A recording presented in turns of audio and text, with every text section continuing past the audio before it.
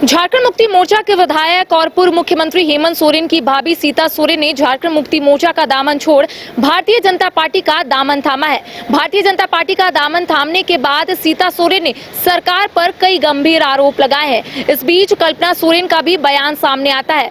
उनका कहना है कि हेमंत सोरेन राजनीति में नहीं आना चाहते थे, लेकिन दिशुम गुरु शिबू सोरेन और स्वर्गीय दुर्गा दा की तबियत ठीक नहीं रहती थी, जिस वजह से उन्हें राजनीति के क्षेत्र में आना पड़ा। अब क्या संकेत दे रही है कल्पना सोरेन, यही जानने और समझने की हम कोशिश करेंगे। इस वक्त हमारी सहयोगी आसिया हमारे साथ जुड़ी है, बातचीत करेंगे कि सीता सोरेन के बयान के बाद अब कल्पना सोरेन का बयान सामने आता है।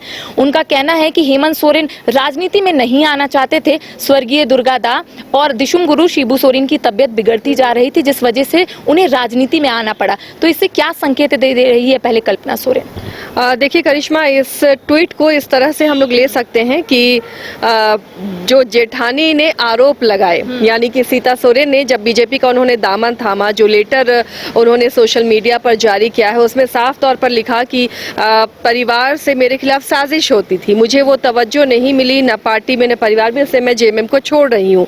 क्योंकि दुर्गा सोरेन का भी उन्होंने हवाला दिया। जब उन्होंने दिल्ली में ये बयान दिया सीता सोरेन ने, तो उन्होंने साफ कहा कि दुर्गा सोरेन की इच्छा थी कि वो विधायक बने, अपने क्षेत्र के लिए वो काम करें, जल जंगल जमीन की बात वो करते थे, लेकिन उन्हें मौका नहीं मिला और उनके सपनों को वो कैरी कर रही हैं। लेकिन इस सरकार में रहते हुए, जेएमएम में रहते हुए उन्हें लगा कि वो उनके सपनों को पूरा नहीं कर पा रही है और इसलिए उन्होंने पार्टी छोड़ी है। परिवार में भी वो उचित सम्मान नहीं मिला, ये उन्होंने आरोप लगाया। तो इस ट्वीट को हम लोग उन आरोपों का जवाब ही के रूप में देख सकते हैं जो देवरानी कल्पना सोरेन ने जवाब दिया है। कल्पना ने साफ कहा कि स्वर्गीय दुर्गा सोरेन की इच्छा थी कि जेएमएम हेमंत सोरेन राजनीति में आए और उन्होंने ये भी कहा कि हेमंत सोरेन के लिए प्यार दुर्गा सोरेन की आंखों में उन्होंने देखा है। 2006 में कल्पना सोरेन की शादी होती है हेमंत सोरेन से और उन्होंने कहा कि जब मैं इस परिवार का हिस्सा बनती हूँ तो मैंने देखा कि दोनों भाइयों में कितना प्यार था और दुर्गा सोरेन की आंखों में दिखता था कि वो अपने छोटे भाई के लिए कितना प्यार रखते हैं। लेकिन ये किस्मत ही कहिए कि दुर्गा सोरेन का निधन हो गया और शिबू सोरेन की तबीयत खराब होने लगी, इसलिए वो राजनीति के क्षेत्र में उन्हें लाया गया है। वो आना नहीं चाहते थे। कल्पना सोरेन ने ये भी कहा कि वो आर्किटेक्ट बनना चाहते थे, वो राजनीति में नहीं आना चाहते थे। अब चूंकि जब बड़े भाई का निधन हो गया और शिबू सोरेन की तबीयत खराब रहने लगी, तो इस विरासत को, राजनीति की जो विरासत थी, उसे आगे बढ़ाने के लिए हेमंत सोरेन को आना पड़ा। तो ये जो ट्वीट है, ये जो बयान कल्पना सोरेन का है, ये साफ तौर पर दिखा रहा है कि इस चुनावी फिजा में कल्पना सोरेन ये जवाब देती हुई सीता सोरेन को नजर आ रही है। यानी कि एक तरह से कहे तो पूरी परिपक्वता के साथ कल्पना सोरेन चुनावी मैदान में दिख रही है। इसका क्या असर होगा राज्य की राजनीति में, क्योंकि अचानक से स्वर्गीय दुर्गा सोरेन का नाम आना तो कहीं ना कहीं ये बता रहा है कि आने वाले समय में इसका असर जरूर देखने को मिलेगा। एक ओर जहां पर कल आपने देखा होगा सीता सोरेन ने कई गंभीर आरोप लगाए और दूसरी ओर आज कल्पना सोरेन ने ट्वीट के माध्यम से, बयान के माध्यम से अपनी बात जन जन तक पहुंचाने की कोशिश की कि हेमंत सोरेन नहीं आना चाहते थे राजनीति में, वो विरासत को संभालने के लिए आए। क्योंकि निधन हो गया अचानक से दुर्गा सोरेन का, दिशुम गुरु शिबू सोरेन की जो तबियत है वो लगातार खराब होने लगी। तो इसका क्या असर होगा राज्य की राजनीति में? देखिए, असर तो होगा करिश्मा, क्योंकि जब से सीता सोरेन बीजेपी में गई हैं, इससे पहले भी जब नाराजगी सरकार से उन्होंने जताई थी तो दुर्गा सोरेन का नाम वो लेती थी और दुर्गा सोरेन सेना डीएसएस जो उनकी बेटियों ने शुरू किया था, वो इसलिए ही बना था कि दुर्गा सोरेन के नाम को जीवित रखा जाए। और राजनीति में होता भी यही है कि जो कद्दावर नेता होता है, उनके वंशज या उनके अपने उस नाम को कैरी करते हैं और उस नाम से उन्हें वोट भी मिलता है। तो ये कवायद है सीता सोरेन की। लेकिन अब कल्पना सोरेन ने जिस तरह से जवाब दिया और दुर्गा सोरेन का ही नाम लेते हुए कहा कि दुर्गा सोरेन अपने भाई को बहुत प्यार करते थे, दोनों भाइयों में बहुत प्यार था, लेकिन वो नहीं रहे, इसलिए हेमंत सोरेन को राजनीति में आना पड़ा और उनके सपनों को हेमंत सोरेन पूरा कर रहे हैं। यानी जो सपने की बात सीता सोरेन कर रही हैं कि दुर्गा सोरेन के सपने को पूरा करने के लिए वो एमएलए बनी, चुनाव लड़ा उन्होंने, और वही सपने अब कल्पना सोरेन ने चुरा लिए और कहा कि वो सपने हेमंत सोरेन पूरा कर रहे थे। तो ये परिवार की लड़ाई राजनीतिक लड़ाई के रूप में अब सामने आ रही है और इसका असर तो होगा करिश्मा आने वाले दिनों में जब चुनाव में अब देखना है कि जनता किस पर ज़्यादा भरोसा करती है, किसे वो सिंपैथी वोट मिलता है।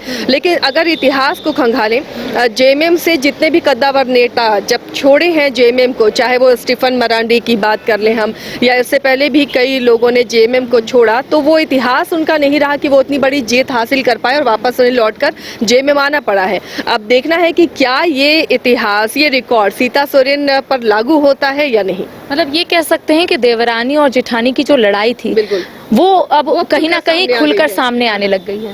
बिल्कुल खुलकर ही सामने आ रही है और इसलिए जिस तरह से कल्पना सोरेन को राजनीति में जब प्रमोट किया जाने लगा जेएमएम की तरफ से, ये शुरुआत उसी वक्त से हुई है जब हेमंत सोरेन पर मुश्किलें आ रही थी और कल्पना सोरेन को आगे बढ़ाने की बात हो रही थी। उसी वक्त से ये विरोध शुरू हो गया था और अब खुलकर सामने आ गया जब नाराजगी उनकी सामने आई, जब सरकार संकट में थी, जब मंत्री पद नहीं मिला तो छोड़कर वो बीजेपी चली गई।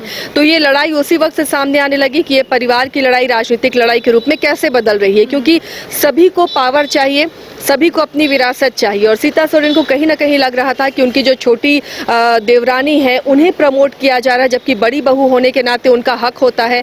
अगर जेएमएम को लीड करने की बात आती हेमंत सोरेन के बाद तो वो सीता सोरेन करती, उन्हें प्रमोट किया जाता, चाहे वो सीएम के पद के लिए होता या फिर मंत्री पद के लिए। अब चूंकि दुर्गा के बाद हेमंत सोरेन को जब राजनीतिक विरासत मिली तो बेटा होने के नाते, शिबू सोरेन के बेटा होने के नाते सीता सोरेन ने वो विरोध नहीं जताया क्योंकि चलिए बड़े बेटा का निधन हुआ तो विरासत छोटे भाई को चली गई।